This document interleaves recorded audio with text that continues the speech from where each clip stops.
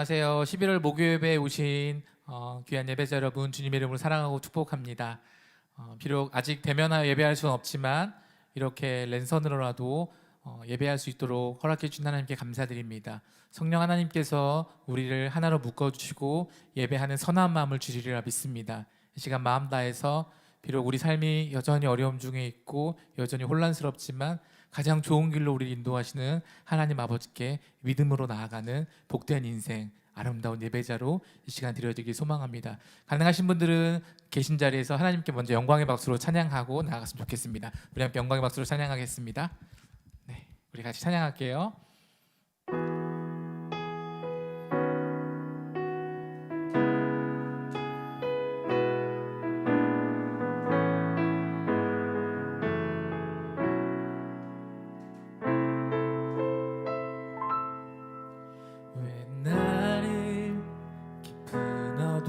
속에 홀로 두시는지 어두운 밤은 왜 그리 길었는지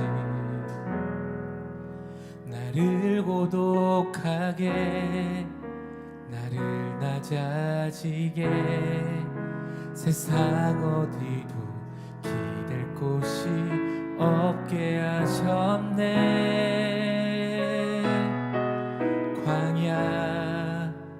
광야에 서 있네.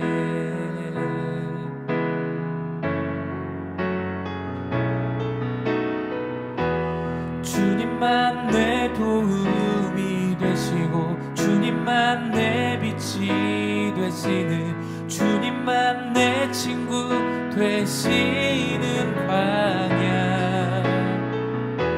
주님 손 놓고는 하루도 살 수 없는 곳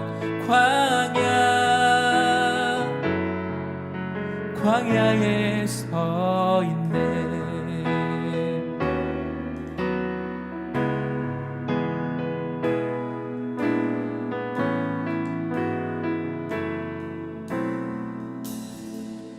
왜 나를 깊은 어둠 속에 홀로 두시는지 어두운 밤은 왜 그리 길었는지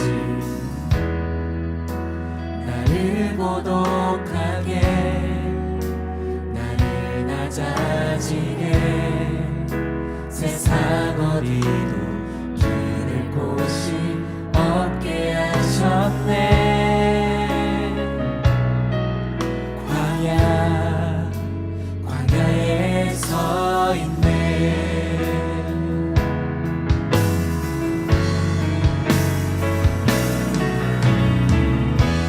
주님만 내 도움이 되시고 주님만 내 빛이 되시는 주님만 내 친구 되시는 광야.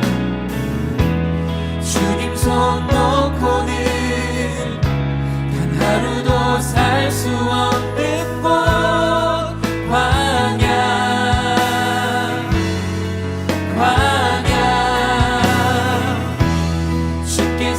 나를 사용하시려 나를 더 정결케 하시려 나를 택하여 보내신 그곳 광야.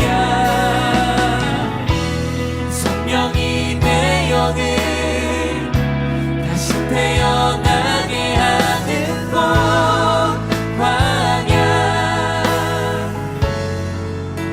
광야에 서 있네.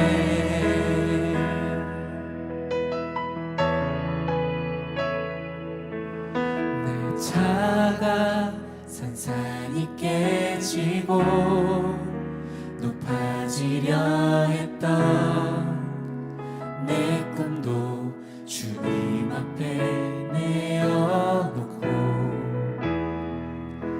오직 주님 뜻만 이루어지기를 나를 통해 주님만 드러나시기를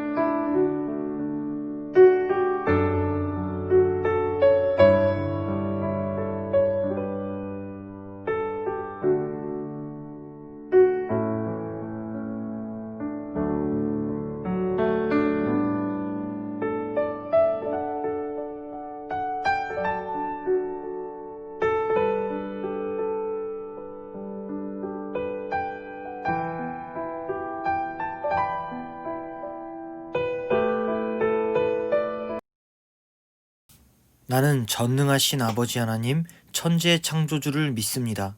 나는 그의 유일하신 아들 우리 주 예수 그리스도를 믿습니다. 그는 성령으로 잉태되어 동정녀 마리아에게서 나시고 본디오 빌라도에게 고난을 받아 십자가에 못 박혀 죽으시고 장사된 지 사흘 만에 죽은 자 가운데서 다시 살아나셨으며 하늘에 오르시어 전능하신 아버지 하나님 우편에 앉아 계시다가 거기로부터 살아있는 자와 죽은 자를 심판하러 오십니다. 나는 성령을 믿으며 거룩한 공교회와 성도의 교제와 죄를 용서받는 것과 몸의 부활과 영생을 믿습니다. 아멘.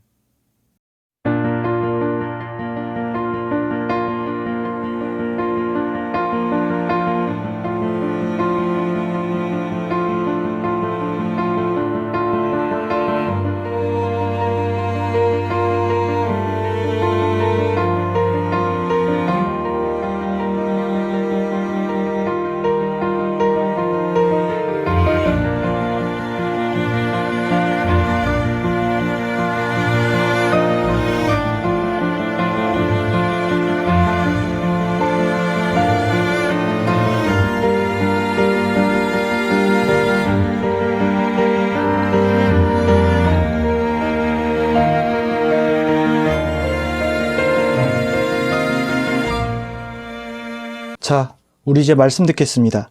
우리가 지금까지 교회의 어원적인 의미, 그리고 교회의 사명, 교회의 기능에 대해서 배웠어요. 오늘은 전도사님과 함께 교회의 구성에 대해서 배워볼 겁니다. 여러분, 세상은 우리에게 이렇게 이야기를 해요. 그리고 세상에서 많은 언론, 미디어, 매체들은 교회의 주인은 누굴까라고 하고 질문을 한다면 다 목사님이래요. 다 그리고 성직자들이래요. 그게 맞아요? 그리고 또한 교회 구성에서 교회를 이끌어가는 주체들, 교회를 운영하는 주체들이 목회자들, 그리고 교역자들로 이렇게 이야기합니다. 그게 맞는 걸까요? 대다수의 교회에 대해서 잘 모르는 사람들이거나 아니면 세상은 교회의 주인하면 성직자라고 생각하는 경우가 많아요. 결론적으로 얘기를 한다면 교회의 머리는 예수님이십니다. 교회의 주인이 어떻게 사람이 될 수 있어요? 예수님이 핏값으로 산 것이 바로 교회인데요. 교회는 예수님이 머리가 되시기 때문에 예수님이 주인이시고 하나님이 주인이셔요. 그렇기 때문에 사람이 마음대로 행해서는 안 되는 것입니다. 그거는 신성모독죄예요. 여러분들, 교회의 주인은 하나님이고 예수님이라는 사실을 꼭 기억하길 바라고, 그리고 교회 구성, 이거는 믿는 사람들도 많이 헷갈리는 문제예요. 많은 사람들이 교회를 운영하는 존재들이 목사님들, 전도사님들이라고 착각을 해요. 그런데 그게 아니에요. 교회는요, 목회자, 즉 교역자들과 또한 일반 성도들로 나뉘어져요. 그리고 구분이 됩니다. 그러나 이것은 뭐냐면 직분이 구분된 것 뿐이지 교회에 이런 계급이라든지 높고 낮음은 없어요. 모두 다 하나님 앞에서 평등해요. 또 교역자나 목사님들도 하나님 앞에서는 성도일 뿐이에요. 그러나 교역자들이 하는 역할은 바로 여러분들의 신앙 지도와 교육을 전도사님이 하듯이 하나님의 말씀을 여러분들에게 교육하는 데 담당하는 데 있어요. 전도사님, 그러면 교회를 운영하는 사람들은 누구예요? 라고 여러분들이 묻는다면 바로 우리 권사님들, 우리 집사님들, 우리 장로님들 계시잖아요. 그분들이 이렇게 목사님과 함께 교회를 이끌어 갑니다. 교회의 기능, 예배, 교육, 복음 전파, 봉사와 구제, 그리고 마지막으로 친교의 역할을 이 구성원들이 하는 거예요. 그래서 초대교회 때도 어떤 일이 벌어졌냐면 이제 사도들이 이렇게 하나님의 말씀을 전하는데 사람들이 너무 많은 거예요. 그래서 어떻게 되냐면 각각에 있는 집사님들을 뽑자 해서 평신도들의 대표들을 뽑았습니다. 그게 누구냐면 7 집사님들이라고 불리는 사람들이에요. 물론 오늘날로 말하면 이 집사님들은 그냥 집사님들이 아니라 거의 안수 집사님이나 장로님들을 의미하지만, 그렇게 해서 행정도 돕고 말씀하는 것도 돕고 같이 할 수 있도록 사도들이 뽑았어요. 교회는 사도들이 운영하는 것이 아니라 성도들이 목회자와 함께 같이 하나님의 일을 감당하는 겁니다.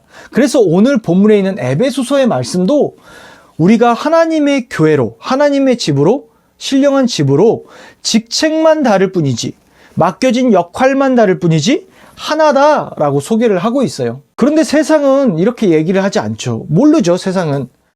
전도사님이 교회 이제 구성해서 목사님들, 전도사님들, 그리고 성도님들 이렇게 얘기를 했어요. 그런데 세상은 그걸 잘 모르잖아요.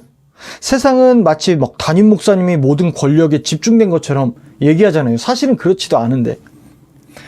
여러분들은 여기에 대한 의미에서 좀 언론이라든지 미디어에 대해서 좀 분별할 필요가 있어요. 그리고 중학교 1학년인 여러분들 있죠.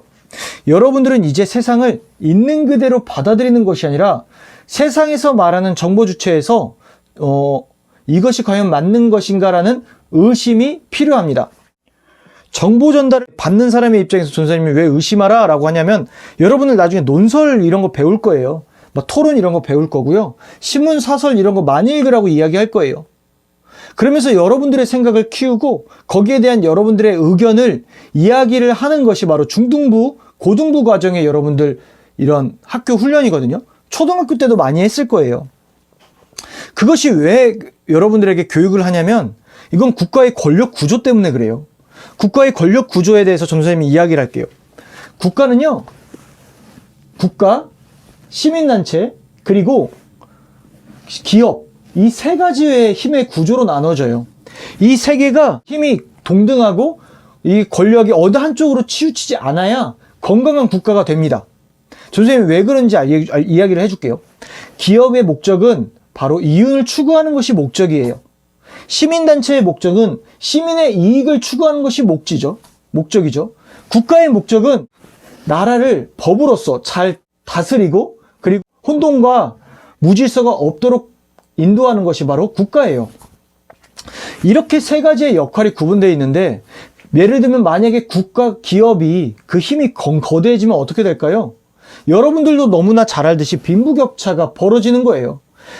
돈 많이 버는 사람들이 계급 구조에서 높아지고, 돈 없는 사람들이 가치가 떨어지고, 막 그러면서 돈 버는 사람들이 어떻게든 여기서 안 떨어지기 위해서 나아가는 것, 이런 구조가 벌어지게 되죠. 시민들은 어쩔 수 없이 물건을 사는 이런 일이 벌어지게 되고요. 국가가 힘이 강해지면 어떻게 될까요? 독재 국가가 되는 거죠. 그럼 시민단체가 힘이 커지면 어떻게 될까요? 당연히 기업에서 물건이나 국가나 이런 것이 통제가 안 되겠죠. 똑같은 겁니다. 각각의 이 세 가지는 언론, 즉 언론을 통해서 힘의 균형이 왔다 갔다 합니다. 그렇기 때문에 언론은 무엇보다 중립적이어야 되는 것이 바로 목적이에요. 하지만 언론이 과연 그게 잘 될까요? 언론은 후원을 받습니다. 누구한테? 기업한테. 그리고 국가한테 후원을 받아요. 그리고 대중인 시민단체에 인기를 먹고 삽니다. 여러분, 유튜브가 좋아요, 구독 이런 것이 가장 많은 사람들은요, 대다수가 자극적이에요. 그리고 거짓된 정보도 많아요. 최근에 뭐 뒷광고 논란? 막 이런 거 많이 들어봤을 거예요. 막 인기를 위해서 거짓된 방송들을 막 하는 거예요, 유튜버들이. 왜 그럴까요? 시민단체에 대한 사랑을 받고 기업으로 말미암은 자신의 뒷동거래에서 이익을 얻기 위해서였어요. 그걸 국가가 통제하긴 했지만, 그럼 그 유튜버가 광고했던 잘못된 정보는 누가 받는 거였죠? 일반 사람들이 받는 거예요. 그렇기 때문에 여러분들, 언론과 이런 정보들은 여러분들이 아는 데서 의심과 올바른 이런 판단을 서게 됩니다. 그래서 여러분들은 공부를 해야 되는 필요도 있는 거예요. 전도사님 갑자기 설교인데 왜 갑자기 공부 얘기가 나오는 거예요? 라고 여러분 말할 수 있지만, 전도사님 이렇게 얘기를 할게요. 교회에 대해서 잘 모르기 때문이에요. 교회에 대해서 정말 알면 오히려 세상은 왜 교회는 이렇게 살지 않습니까? 라고 우리한테 직설적으로 공격을 했을 거예요. 그런데 그걸 잘 모르기 때문에 자신들의 생각으로 그거를 비난을 하는 거죠. 그렇기 때문에 여러분들은 교회에 대해서, 그리고 성경 말씀에 대해서 온전히 알아야 될 필요가 있습니다. 자, 성경적인 교회의 모습에 대해서 전도사님이 이야기를 해줄게요. 오늘 에베소서의 말씀을 전도사님은 여러분들과 나눴어요. 그리고 본문에서 봤어요. 에베소서. 자, 고 전도사님이 에클레시아라는 단어를 썼어요. 그거는 뭐냐면 예수 그리스도를 주로 고백하고 그 뜻대로 살기로 결단한 자들이 모인 공간이 뭐다? 교회라고 전도사님이 이야기를 했어요. 맞아요. 근데 그거는 각 개인이 가져야 될 신앙이고 각 개인의 교회의 목적이 돼야 됩니다. 왜냐하면 예수님의 뜻대로 하기로 결단했으니 당연히 교회의 이런 어원적 의미는 맞죠. 하지만 교회의 구성원들이 가져야 될 자세가 있는데 그것은 뭐냐면 바로 이 에베소서에 나오는 교회예요. 이 교회는 단어는 오이코스라는 좀 독특한 단어를 씁니다. 이 오이코스는 집이란 뜻인데요. 바울은 왜 이 계속 에클레시아 하면서 교회를 이야기하다가 갑자기 오이코스란 이야기를 했냐면 그건 다음과 같습니다. 교회의 머리는 예수님이고 우린 모두 다 똑같다 이거예요. 그리고 교회의 구성원들은 각각 직책은 다르고 각각 하는 일은 다르지만 사랑이 없으면, 그리고 서로 사랑하는 마음이 없으면 안 된다는 거예요. 우리 16절, 그에게서 온몸이 각 마디를 통하여 도움을 받음으로 연결되고 결합되어 각 지체의 분량대로 역사하여 그 몸을 자라게 하며 사랑 안에서 스스로 세우느니라. 아멘. 자, 이 모든 몸들이 서로 도움을 받는데요. 도움을 받기 위해서는 사랑이 없으면 안 돼요. 친밀함이 없으면 안 돼요. 서로 같이 존중하지 않으면 안 돼요. 그렇기 때문에 각 지체의 분량대로 역사하여 교회의 몸을 자라게 한다. 그래서 어떻게 한다? 사랑 안에서 스스로 세워진다 라고 오늘날 바울은 이야기하는 겁니다. 15절은 이렇게 말해요. 오직 사랑 안에서 참된 것을 하여 범사에 그에게서 자랄지니라. 아멘. 교회의 성장은요, 막 사람이 많아지고 이런 게 아니에요. 교회의 성장은요, 그 모인 사람들이 사랑 안에서 같이 있어야 자라는 거예요. 자, 선생님이 이렇게 볼게요. 13절, 14절을 볼게요. 하나님의 아들을 믿는 것과 아는 일에 하나가 되어 온전한 사람을 이루어 그리스도의 장성한 분량이 충만한 데까지 이르리니 이는 우리가 이제부터 어린아이가 되지 아니하여 사람의 속임수와 간사한 유혹에 빠져 온갖 교훈의 풍조에 밀려 요동하지 않게 하려 함이니라. 아멘. 교회에 있는 사람들이 공동체가 하나하나 세워지는데 서로 사랑하면서 같이 나아가니까 어떻게 된다? 그리스도 안에서 장성한 분량으로 서로 커진다 이거예요. 오늘날 사람들이 교회에서 예배만 드리고 그리고 그냥 자기가 혼자만 신앙생활을 한다고 하니까 어떻게 되냐면 세상의 미디어, 세상의 언론, 아무것도 교회에 정말로 성경에 대한 본질적인 의미도 망각한 채 이런 여러 세상의 풍조와 유혹에 혼란스러워한단 말이에요. 그러니 신앙의 가치관이 무너지는 거예요. 그렇다면 우리의 신앙이 온전히 자라는 방법은 무엇이냐? 사랑하는 것에 있는 거예요. 코로나 이후로 우리 만나지 못하죠. 코로나 이후로 우리 어떻게 못 만나요. 근데 서로 사랑하고 돌아봐야 돼요. 전도사님이요, 오늘날 목사님들 이렇게 좀 변명하면서 얘기를 할게요. 오늘날 목사님들 대다수가 많은 이런 미디어 매체들이 이렇게 이야기를 해요. 월급 받잖아. 돈 많이 받잖아. 교회에서 사람들이 있는 헌금으로 돈을 쓸어 담잖아 라고 이야기를 하는데 선생님 그거 보면 웃겨 죽겠어요. 물론 그렇게 악하게 교회 헌금 막 하면서 목사님들 그 주머니 채우고 그런 사람들도 있겠죠. 근데 교회는 편의점보다 많아요. 오늘날 전도사님은 더 많아져야 된다고 생각하는 사람이에요. 하지만 그렇게 많은 교회에서 대다수의 목사님들이 교회의 물질을 많이 얻으려고 목회를 한다? 아니에요. 여러분들이 만나는 부목사님들 있죠? 이분들은 박사학위까지 따요. 10년 이상을 공부하면서. 왜 박사학위를 따냐? 여러분들에게 온전한 성경을 이야기를 전해주려고 하는 거예요. 온전히 신앙 지도를 하기 때문에 위에서 끊임없이 공부합니다. 그러나 목사님들은 어떤 직분이냐면 봉사직이에요. 봉사직. 받는 급여가 여러분들이 생각하는 것보다 굉장히 낮아요. 그런데도 합니다. 하나님의 나라 위해서 웃으면서 가세요. 하나님 믿고 가는 거예요. 왜?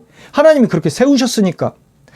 그래서 사랑하면서 많은 사람들 만나고 돌아보고 하는 분들이 바로 목사님들이에요. 돈을 생각한다면 이 목사님들이 차라리 밖에서 일을 하시는 게 훨씬 더 돈을 많이 버시는데 그렇게 하시지. 왜 그럴까요? 사랑하기 때문에 그런 거예요. 자, 그리고 우리 장로님들이나 이런 분들, 권사님들, 물질 없으셔요. 근데도 왜 헌금하는 걸까요? 각각에 있는 모든 성도들이 예배에서 온전히 사역할 수 있도록, 온전히 하나님 친밀해지도록, 그리고 서로 어려운 이유 같이 나누려고 그렇게 헌금하는 거예요. 세상은 물질로 사람을 판단합니다. 왜냐하면 오늘날의 세상은 돈이 우상이기 때문이에요. 돈이 모든 걸 할 수 있기 때문이에요. 그러나 교회라는 공동체는 그 물질을 가지고 이 땅에 하나님의 나라를 감당하는 데 목적인 거예요. 그래서 여러분들이 전도사님이 이렇게 생각을 해요. 오늘날 많은 교회들이 이렇게 하면서 뭐 돈으로 이렇게 비판하거든요. 좀 그런 생각 안 했으면 좋겠어요. 전도사님도 일을 합니다. 전도사님은 이제 다른 일을 해요. 그리고 여러분들에게 중등부 파트, 여러분들에게 하나님의 말씀을 전하죠. 그 이유는 하나님이 복음 전하는 사람으로 세우셨기 때문에 전도사님은 이렇게 여러분들에게 말씀을 전하는 거고, 이렇게 중등부에 맡아서 하고 있는 거예요. 그럼 여러분들은 어떻게 해야 될까? 교회 안에서 뭐 이런 어른들에 대한 입장만 전도사님이 얘기했는데, 그럼 여러분들은 어떻게 해야 될까요? 전도사님은 이렇게 여러분들에게 이야기하고 싶습니다. 교회는 서로 사랑하지 않으면, 서로 돌아보지 않으면 신앙이 온전히 성숙하지 않아요. 전도사님이 목사님들 10년 이상 공부한다고 했죠? 왜 그런지 아세요? 여러분, 어떤 사람은 집에서 성경 보면서 신앙생활 하라고 해요. 어떤 외국인이 이전에 이런 표대를 보면서 했던 인터넷 이야기가 있어요. 집에서 예수 믿으세요. 교회 가지 마세요. 한국교회 썩었어요.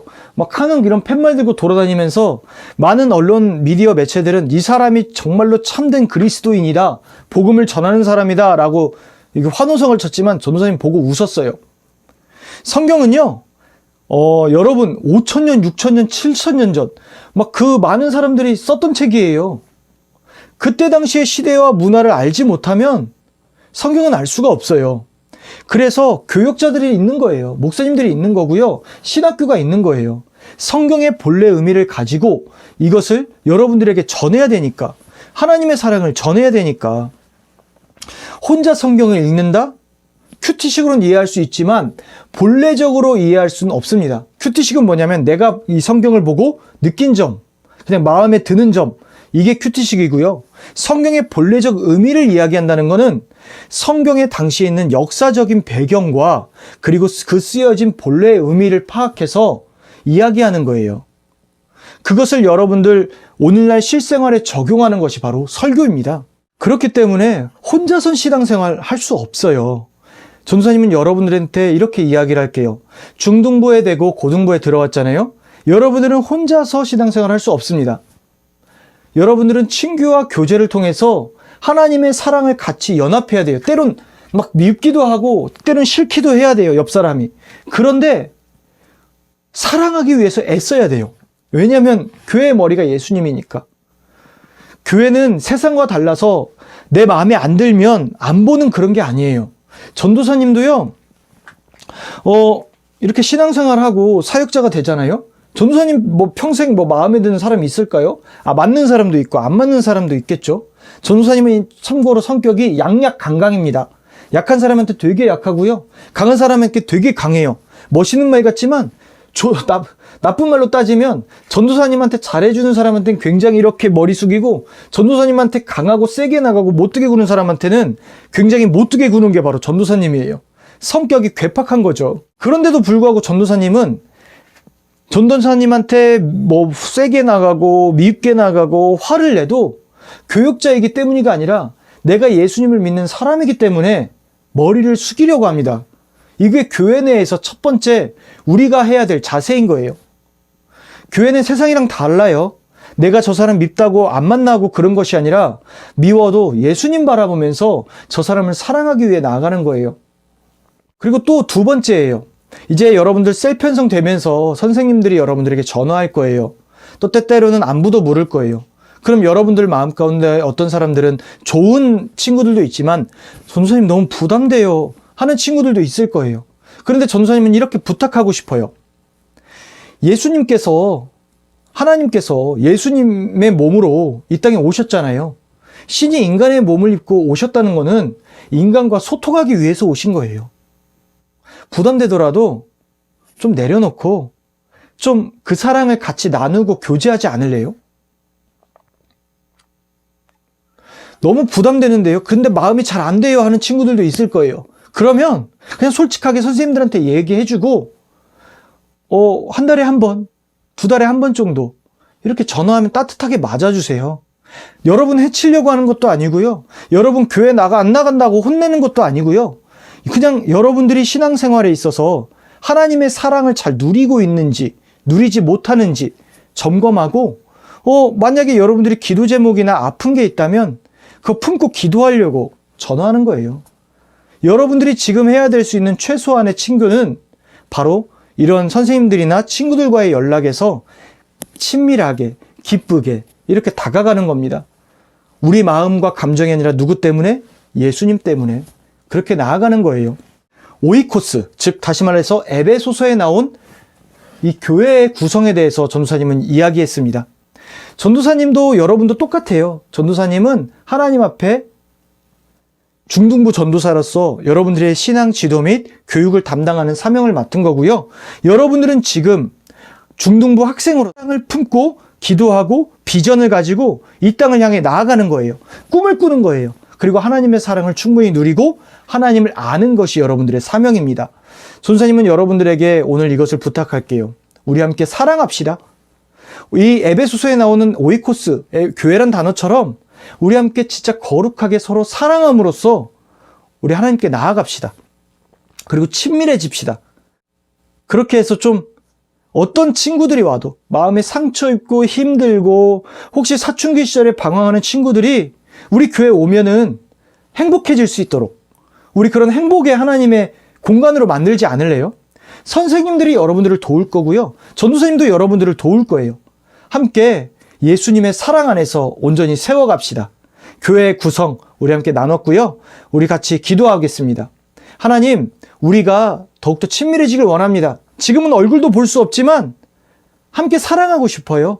함께 친해지고 싶어요. 내 감정이 아니라 예수님의 마음으로요. 그래서 이 땅에서 하나님의 사랑이 필요한 우리 친구들한테 같이 서로 사랑하는 걸 보여주고 싶어요. 라고 함께 기도합시다. 우리 같이 기도할게요.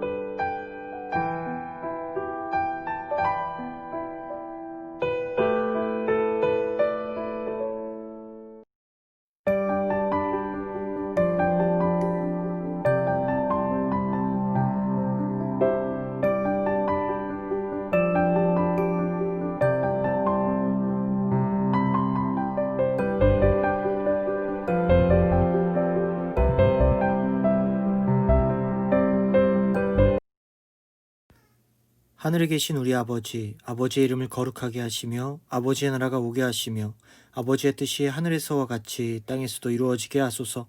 오늘 우리에게 일용할 양식을 주시고 우리가 우리에게 잘못한 사람을 용서하여 준 것 같이 우리 죄를 용서하여 주시고 우리를 시험에 빠지지 않게 하시고 악에서 구하소서. 나라와 권능과 영광이 영원히 아버지의 것입니다. 아멘.